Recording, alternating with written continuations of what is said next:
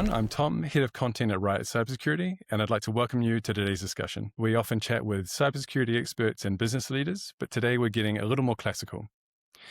It's my pleasure to welcome Dr. Garrett Ryan. On his Told in Stone YouTube channel, he's investigated which were the best seats at the Colosseum, the neighborhoods of ancient Rome you'd most want to avoid, and even the ins and outs of the world's oldest public latrines. So today I'll be chatting with Garrett about a topic dear to my own heart, social engineering. We'll be exploring what accounts of the Trojan horse can tell us about how people fool each other today and why some scams are truly timeless. So welcome, Garrett. Thanks, Tom. Excellent. So just to start off with, thanks to Christopher Nolan, the Odyssey is coming back to the big screen now, including the famous story of the wooden horse and the sacking of Troy. So, we all know the basics, giant wooden horse, hidden soldiers, and a fallen city, or as Homer put it, the horse of wood which once Odysseus led up to the citadel as a thing of guile. So is this the oldest example of social engineering we have on record, Garrett? I don't think so. I think in many ways, social engineering is as old as humanity itself. We're always trying to trick each other and to, as you said, the instrument of guile the horse was, it's far from the first example. In the Greek myth, Prometheus, who's the inventor of humanity in some senses, he molds humanity from clay, according to some mythographers, tricks Zeus into giving humanity the best cuts of meat for sacrifices. The story is that humanity and the gods are trying to have a kind of a pact, how they would relate to one another in the very dawn of history. And there were to be two piles of meat apportioned from every animal that was sacrificed to the gods. And Prometheus arranged these piles just so that there were nice bits of glistening fat on top of the bones and offal that were disgusting to humans. And then disguising all the best cuts of meat on the other pile with kind of gristle and other unpleasant bits of the animals. So he said, Zeus, here are the two piles of meat that belong to every animal. Pick your portion. Zeus picks, of course, the part that looks very nice from the top, which conceals the bones and gristle. And so the gods are then stuck for the rest of eternity with this, secondhand, the offcuts of the meat. So it's probably a just so story that explains, how the humans have always given the gods stuff they didn't actually want to eat. But it is ultimately social engineering, a way to convince the gods that what they really want is the second-rate meat. Right.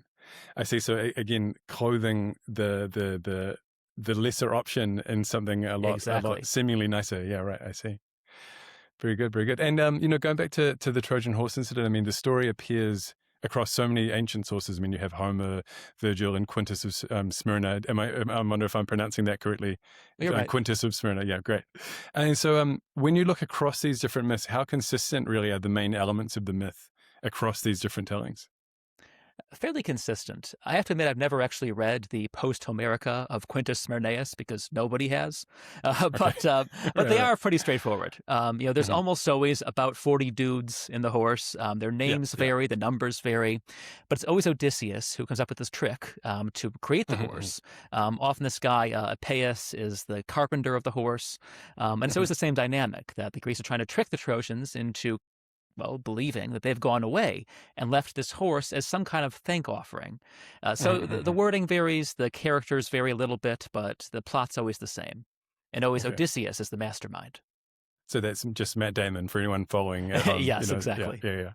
Right, cool. And so what are some of the often sort of overlooked elements of the story that maybe the layperson might not understand? From my reading, I've noticed that, the accounts can differ slightly. As you said, the number of soldiers hiding can differ slightly. But what are some things that you find are sort of overlooked when it comes to this story? Sure. We think that the Trojans are just kind of idiots, that they see this horse okay, that's a very large horse. Let's bring it inside and talk about it later. But in fact, in all the versions, there's debate about whether to bring the horse inside or not. And so we'll get into this a little bit later in more detail, but there's this wonderful story about Laocoon, a priest who warns the Trojans, this is an instrument of war. This is a trick. Don't bring it inside the gates. Don't trust Greeks bringing gifts, that famous line. And he's immediately attacked by serpents sent by Poseidon and is strangled on the beach with his two sons. There's a wonderful sculpture in the Vatican Museums actually showing just this moment with Laocoon and his sons in the grips of these two great pythons sent by Poseidon. And so just remembering, I think, that this, apparent moment of oversight by the Trojans is debated from the beginning, both by mythographers who wonder how could they be so stupid, and by the Trojans themselves in every version of the myth that we have. Interesting.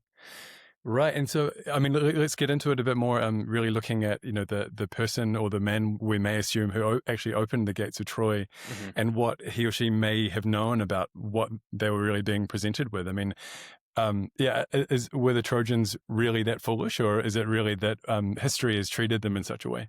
hmm Yes. So what we have really is Virgil's account in the Aeneid. That's the Mhm. fullest account, the one that's most familiar to Western audiences. And according to Virgil, it's a Trojan we otherwise know nothing about, named Thymedes, Mhm. I believe, who says, "Hey, let's bring this horse inside the gates. This sounds like a good Mhm, idea to mhm. me."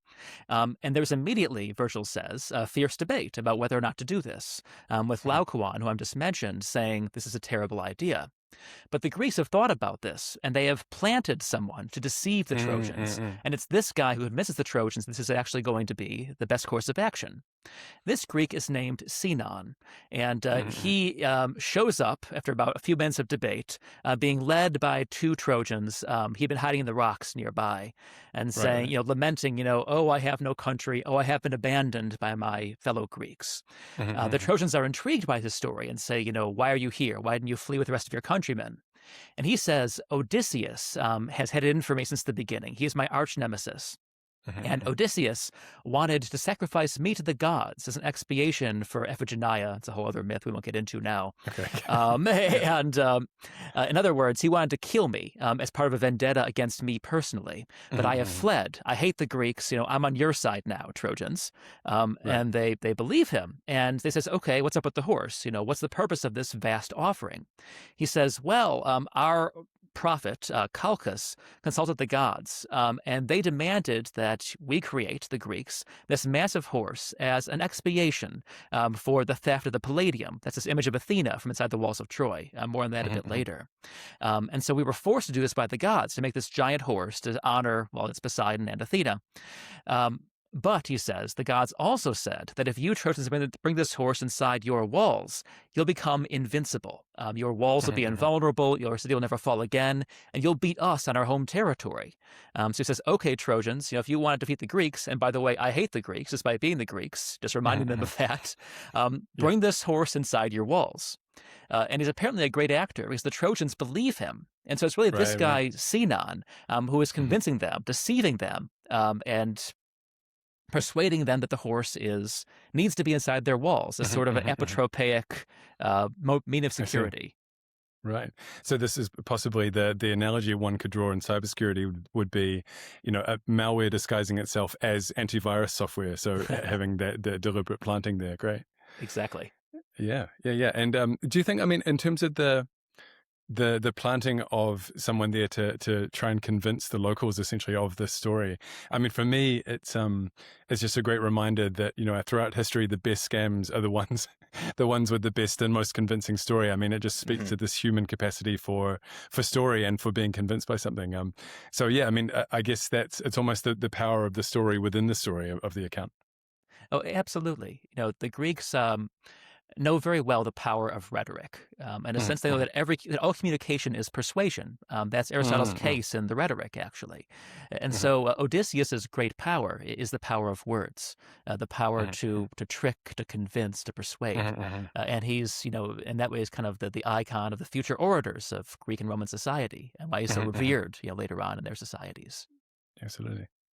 And in terms of the myth, I mean, the myth of the Trojan horse, or I guess we could call it the story. Do you prefer myth or story?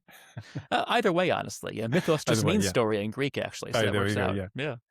Um, so how does the myth for you illustrate the idea that, the Trojans had this incredibly strong perimeter, but really Mm. their defense was picked apart and rendered pointless by being exploited from within? So how is sort of that idea illustrated, I guess, within this story for you? Sure. Um, Philip of Macedon, the father of Alexander the Great, once said that no citadel is impregnable that has a gate wide enough to admit a donkey laden with gold. The idea being, of course, that you can always bribe somebody inside the city. That the weakest Mhm, point is mhm, not the gates or the walls; it's the minds and the willpower of the people inside the city. The walls of Troy, in a sense, are not all that impressive by later standards. Supposedly, at one point, Patroclus, who's Achilles' best friend, almost runs over the walls. He runs up them. He's just swatted down by Apollo. They're just this mud brick circuit. What makes the walls so impressive is the people inside and their willingness to defend it for 10 years against the Greeks. There's a wonderful adage by a poet saying that a city's walls is its men, essentially, meaning its soldiers, its defenders, but in a larger sense, that its sense of community, its sense of solidarity.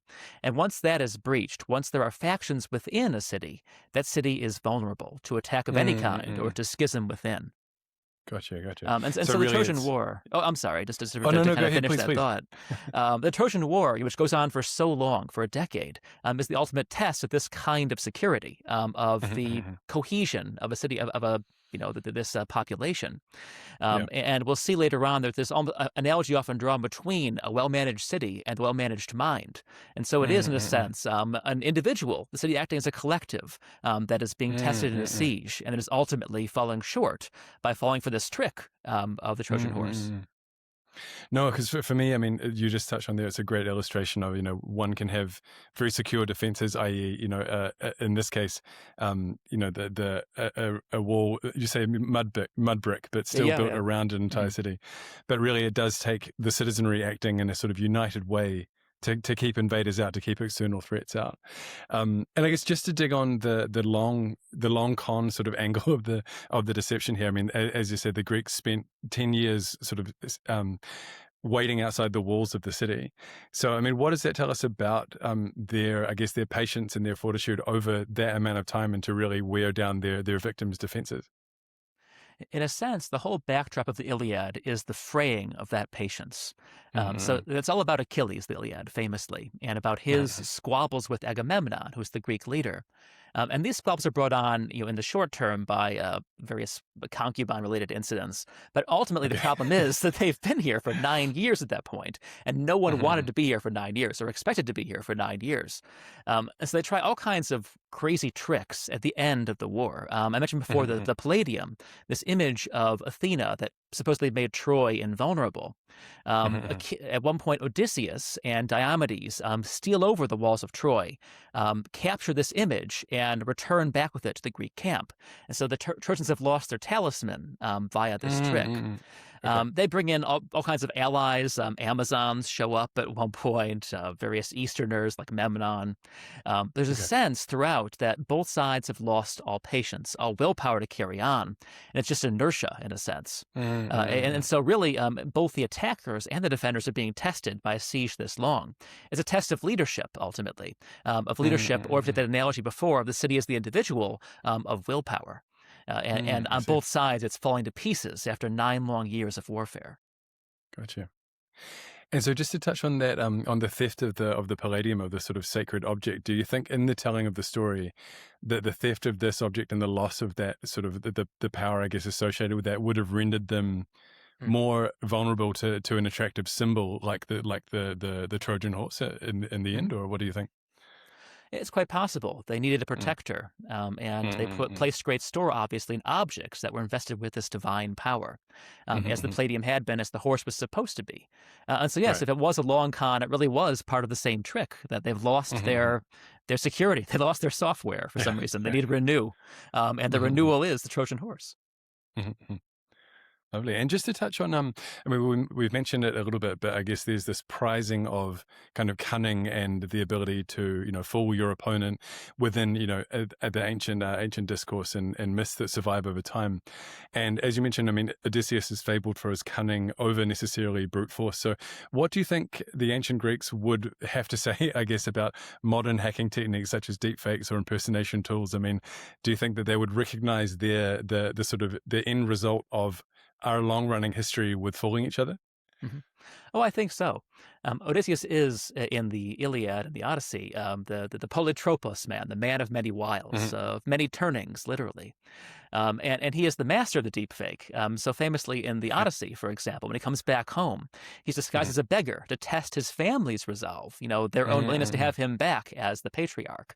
And only reveals himself when he is, enthusiastically slaying all of the suitors who had come for Penelope's hand Right. at the end of the Odyssey.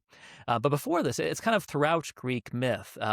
So Achilles, for example, is disguised very unconvincingly, one imagines, as a handmaiden in the court of the king of Skyros. And because his mother knew if he went to war at Troy, he would die young. And Odysseus is the one who reveals that he is, in fact, hiding among the maidens. Again, he's probably this towering figure. It would have been too hard to figure out who it was.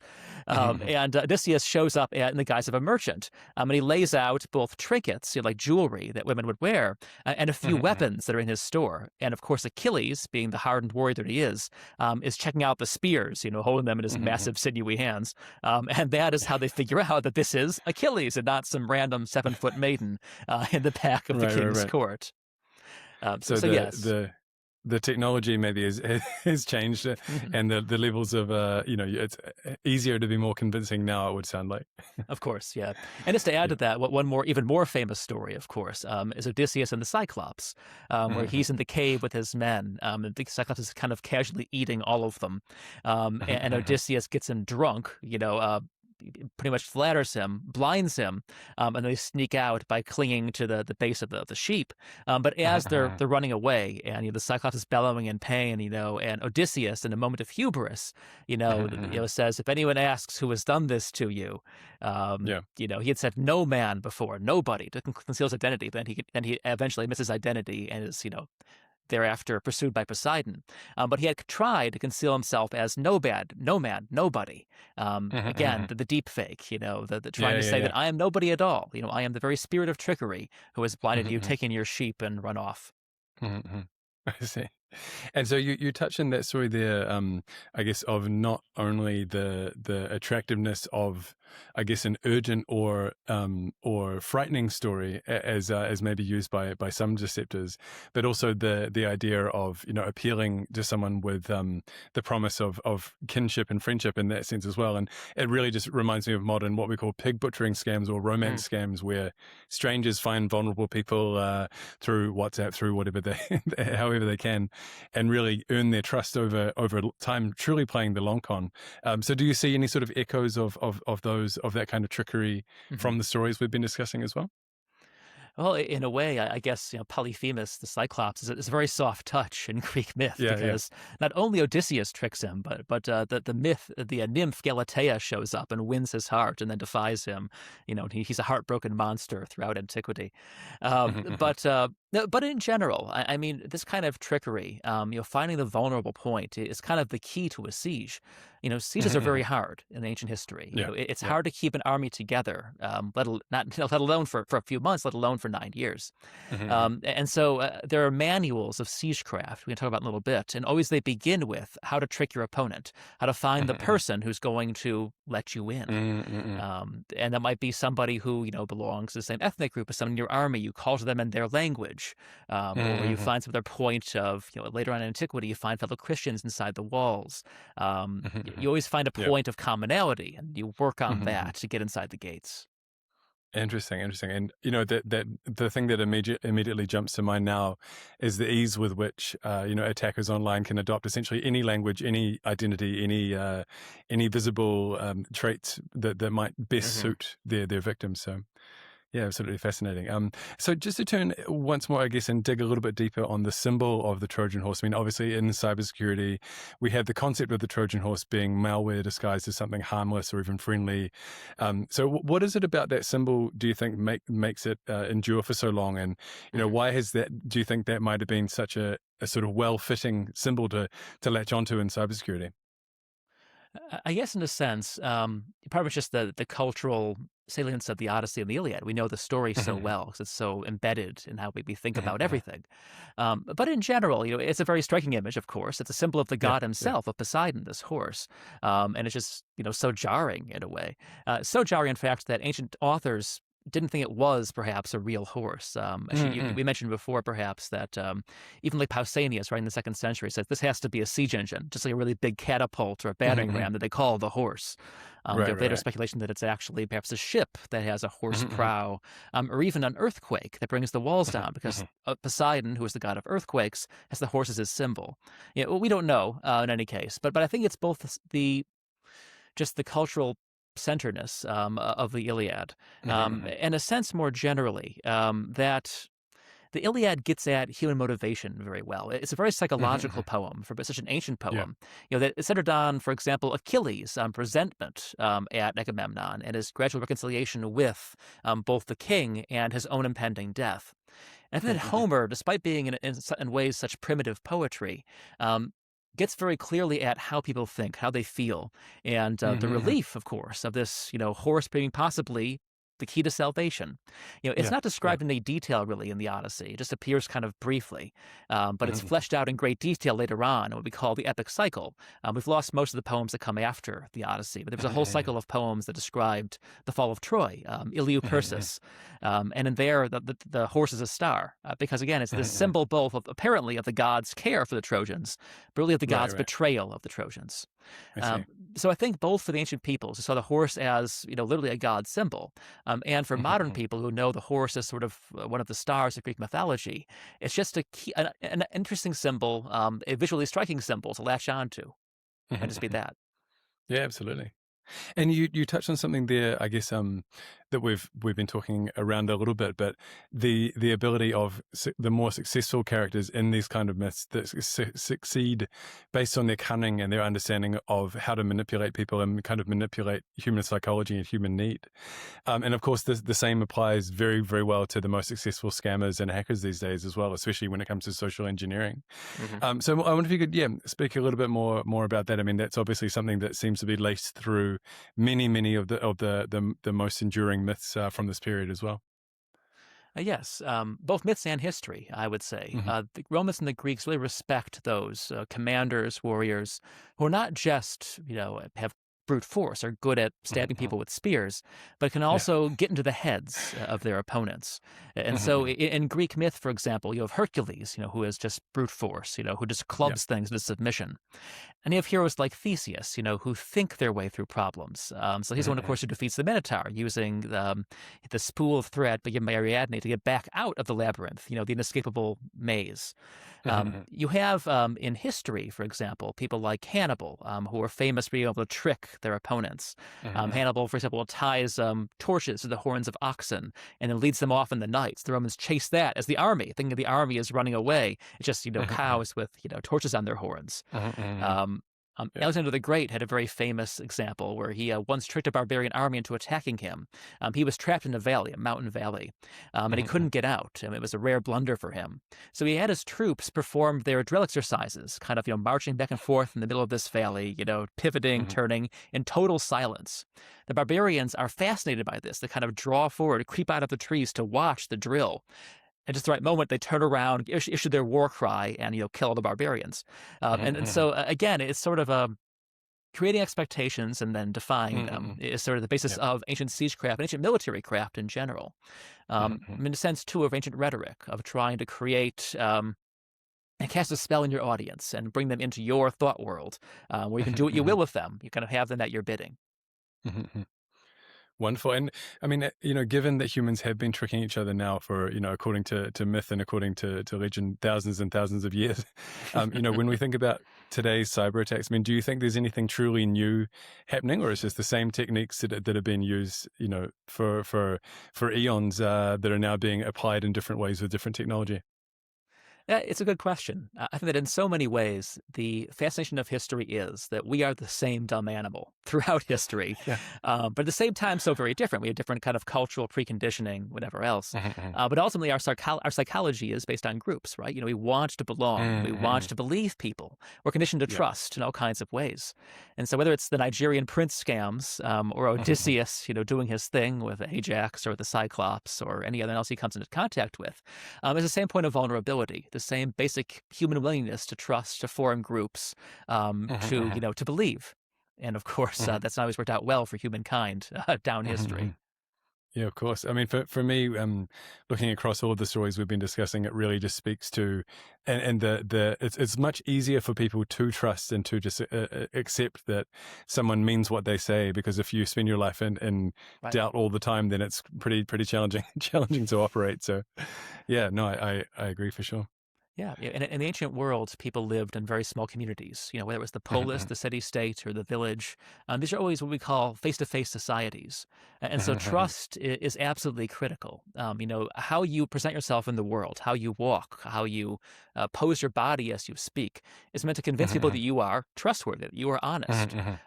In Athenian grave reliefs, always they have the right hand extended, the hand of trust. It's a hand of friendship. And so it's just so hardwired to how we think as a species, I think, and especially in the classical world, where communities that are small often and very intimate, it's even more highlighted there, I believe. But yeah, it's hard to escape, I think, throughout history. Well, it's great news for hackers and scammers. It is, who, yeah. have always got plenty to work with. So I wanted to turn again to this concept in ancient philosophy of the mind as the citadel. You mentioned this briefly, but what does this concept, do you think, teach us about how we can maintain a healthy defense against manipulation like this, against social engineering? Mhm. There were many philosophical systems in the ancient world, and they often disagreed about how to comport oneself, in public. But they shared one assumption, which is that the mind is the citadel, the ultimate citadel, and that it has to be within the equivalent of a well-regulated city. This is famously shown in Plato's Republic, for example, where he talks about this utopian society, but it's meant to be sort of an analogy, a metaphor for how the well-ordered mind operates, in which every order, every part of the mind has its place, and is not susceptible, therefore, to external influences. We think above all of the Stoics as the people who kind of epitomize this, mind as a citadel. And in the Meditations of Marcus Aurelius, he returns again and again to this metaphor, where, the outside world is the storm-tossed sea, and either, you are on the ship, or you are the citadel amongst, the thronging armies of your troubles, of your external enemies, of life, of the world. That all you can control ultimately is yourself, is your consciousness, are your emotions, is your sense of centeredness, of moderation, of well-being. And that once you lose that sense of self, of being content in what you have and in who you are, that you are vulnerable to everything that fortune can throw against you. And so I think that, again, if there's one pillar in all ancient ethics, it is this self-control, and having this ultimate resource being one sense of self, one sense of reserve, of moderation, control, etc. All the ancient virtues. And there are many cracks in that citadel that can be opened by well-meaning, ill-intentioned, by other people. Fascinating. And just maybe this is a slightly unfair question, but do you think, even someone as famously, I guess, industrious and erudite as Marcus Aurelius would have been able to withstand the amount of scam attempts that the average person experiences today? How would you see that happening? I think the Romans would be horrified by the online experience now because, the lack of decorum, the general crossing of social lines, they would have hated all of it. And of course, poor Marcus eventually made Commodus, the terrible emperor from Gladiator, his son, the emperor. So clearly that kind of scam, at least. He fell for his own son's wiles. His son convincing him he would have been an effective emperor. So even Marcus was vulnerable to such things. Absolutely. And so in terms of, we have in myth and in story this concept of the trusted insider, I guess, turning against someone. For example, most famously, perhaps the character or the figure of Brutus, Right. And really being really central to these ancient betrayal narratives. So what do you think this can teach us about the idea of insider threats? The trusted insider that turns against the group. Yeah, there's a sort of almost a mythical aspect to Caesar's assassination, because it's just this basic human paradigm where you have someone who's almost a son to Caesar, Brutus, who is by some accounts his actual son. It's not true, but people said it, as the leader of the conspiracy against him. And of course, Caesar's last words are literally, "Kai su teknon," you too, my son. It's just this very basic a psychological pitfall that the people you trust the most are those you are most vulnerable to. Again, the Greeks of Thermopylae famously are betrayed by a local who leads the Persians over the pass, and then Leonidas and his 300 are attacked for that reason. I think that it's not even a classical thing. It's often just something in human nature that you are most open and therefore most vulnerable to those who you know best and trust the most. And in the classical world, where again it's these very close-knit societies, It's the family that's closest of all, but so is the whole city, and so is if you're an aristocrat, the whole rest of the aristocracy. And so any threat at all is a terrible threat, both to you personally and to the whole city, because it depends on this network of trust. Once that is broken, nothing is left. Gotcha. Right. Fascinating. And I guess just to round things up with a question going back to the Trojan horse incident, the Trojan horse story. So, I mean, does the Odyssey even include that much when it comes to the account of the Trojan horse, or is this really just that it's too irresistible for Christopher Nolan to include this visually striking chapter in any modern adaptation? The horse is mentioned only twice in the Odyssey, and never in the Iliad, interestingly. And part of that's because these are both part of what I mentioned before, this long epic cycle, where there are 6 other poems that kind of fill out what happens all around the Iliad and the Odyssey. But I think that it's irresistible visually. So some of the very first Greek vase paintings from the 7th century BC show the horse. Artists even then were drawn to it as a symbol, as kind of an unmistakable scene from a very famous myth. So I think we shouldn't blame Nolan too much, for foregrounding the horse. It's there in the myth, you got a horse. If you go to Troy now, actually, there's this gigantic wooden horse that kind of looms over the site. And there's one in Chanakale, the town next door. The one from the movie, actually, the 2004 movie, that you can kind of go up to. It's the favorite photo op in the city. So everyone loves the horse. We shouldn't blame Christopher Nolan too much, I think. Okay, gotcha. And I'd really just love to I guess turn the mic over to you in a way, Garrett, because I mean you've obviously covered so many different topics on your channel, and you've dug into some pretty fascinating parts of ancient history. I mean, are there any I guess elements of the way life was back in those times from a security standpoint that you think are really underappreciated? I mean, obviously life was reasonably brutal Yes. in those times. So yeah, what sort of strikes you from that angle? As I mentioned before, I think the basic fascination of history for me is this combination of the Romans, the Greeks, being simultaneously so different from us and so similar. And I think in the case of cybersecurity, even though the world they live in is so fundamentally different, it's an Iron Age world, there's no tech, of course, scams are face-to-face. Ultimately, the point of vulnerability still is that mind's citadel, that inner fortitude that can be so easily breached by someone you trust or you think you trust. Yeah. And so I suppose that just think about human psychology as being, the ultimate firewall that can be breached, whether it's by, a literal spear, by a literal Trojan horse, or a fictive one in the case of a virus. I would just say that there's more sense of parallel than of difference in this case. Fascinating. No, that's the perfect soundbite for us to remember as well. Oh, great. And I noticed so you've covered in other sort of areas and in other videos on YouTube the concept of, I guess, proving identity for Yes. in the ancient times as well, and that's something that's really fascinating because I mean every element of ID checking now is essentially is crumbling in the face of deepfake technology and other kinds of innovations. So I mean, yeah, what do you think? What are some of the biggest things we can learn from ID check in those times, and how might a person apply those lessons today? That's a good question. In some ways, we're returning to the ancient paradigm because now, as physical IDs become less and less valid or less fireproof, we have to rely upon networks of trust. Ways of verifying your identity that are outside of this plastic piece of of card. And so, in the ancient world, when there were no physical IDs, or that really counted, there were records if you were a soldier, for example. Otherwise, you just had to rely on people knowing you and on you acting the part, basically.